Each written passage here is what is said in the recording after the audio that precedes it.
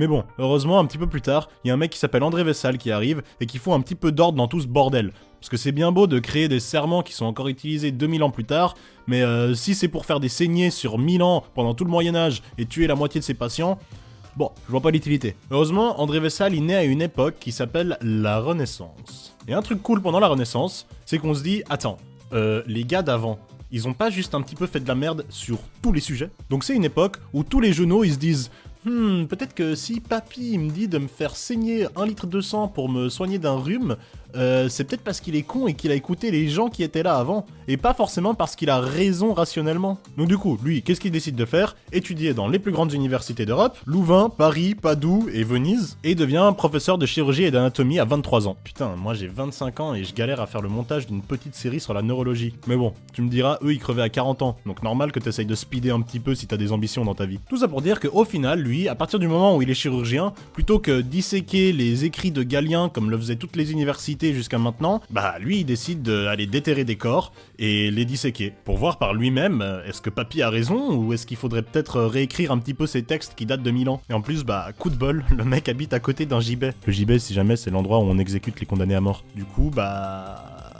je pense que vous avez compris, j'ai pas besoin de vous faire un dessin, hein. Le mec allait chercher les cadavres directement, il les prenait et les disséquait. De toute façon, personne n'en avait rien à foutre, parce que par définition, les condamnés à mort, c'est des méchants, donc on s'en fout de qu'est-ce qu'on fait à leur corps après la mort. Et petit à petit, il commence à pointer les erreurs de Galien et de tous ses maîtres à penser dans la médecine. Et plus il pointe d'erreurs, et plus il devient connu, parce que lui, au moins, il a des arguments. Et à partir de ce jour, il décidera que sa vie sera dévouée à comprendre les fonctionnements du corps. Selon lui, le corps, c'est un savant mécanisme où chaque organe est parfaitement à sa place et doté d'une fonction précise. Ça, pour le coup, il a pas tort. Et en 1543, il publie, avec son éditeur de Bâle, hop suisse, De Humani Corporis Fabrica, ou tout simplement en français, bah, de la fabrique du corps humain. C'est une encyclopédie de 7 volumes.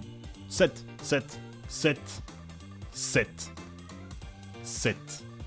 Ce qui fait plus ou moins 700 pages. Et plus qu'une encyclopédie comme on pourrait penser de nos jours, c'est surtout une putain d'œuvre d'art. Parce que c'est rempli de plein de planches anatomiques, c'est des gravures, c'est plein de dessins super beaux, et surtout super précis sur le corps. Tous les auteurs de ces dessins et de ces gravures sont pas connus, mais on suppose que c'était principalement soit ses élèves, soit lui, ou même il y a des spéculations que Léonard de Vinci aurait fait quelques dessins dans ce truc. Et c'est vraiment une encyclopédie où l'art et les sciences se mêlent, on y montre la beauté et la complexité du fonctionnement du corps humain. Et ce traité de Vessal, bah, inspirera sur des générations et des générations, et plein de gens vont le plagier. Quand je dis plagier, bah c'est s'en inspirer quoi.